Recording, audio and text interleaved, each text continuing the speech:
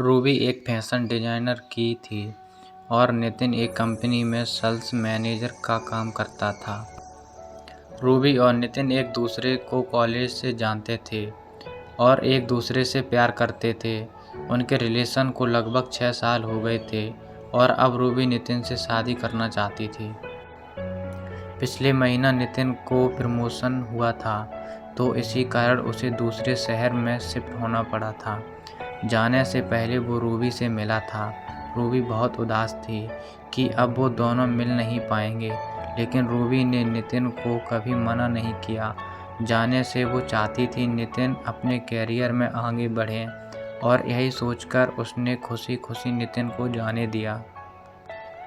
वो दोनों एक दूसरे को रोज़ फ़ोन करते थे और घंटों बात करते थे। रूबी उससे उसके नए काम, नई जगह के बारे पूछती रहती कि सब कैसा इधर-उधर, वो समय पर खाना करता है या काम में ध्यान लगाता है या न। रूबी उसका सब कुछ पूछती थी।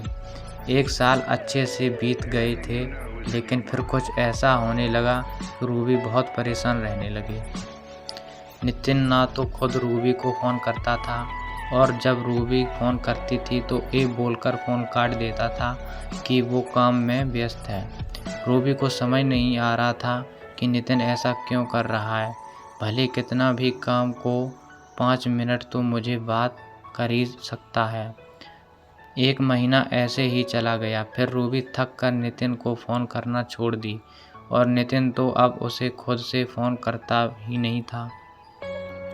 कुछ दिन ऐसे ही बीत गए तो रूबी ने खुद फ़ोन किया नितिन को, उसे फ़ोन नहीं उठाया।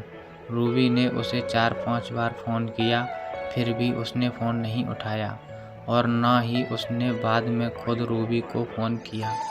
रूबी बहुत परेशान हो गई। वो सोचने लगी कि सच में नितिन काम में व्यस्त रहता है कि कुछ और बात है।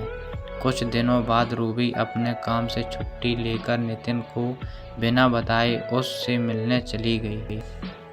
रूबी को नितिन का पूरा पता मालूम था कि वो कहाँ रहता है।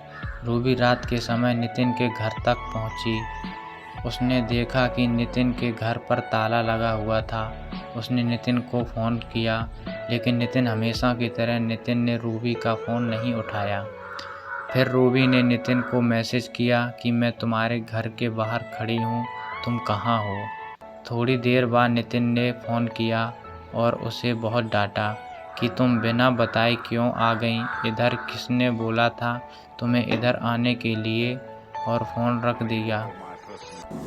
उसने रूबी की कोई बात नहीं सुनी। रूबी उसके घर के बाहर ही बैठी रह गई कि शायद नितिन को ऑफिस में बहुत काम हो और मैं बिना बताए आ गई, इसलिए वो गुस्सा हो गया और वो उसके घर के बाहर ही बैठ के उसका इंतज़ार कर रही थी।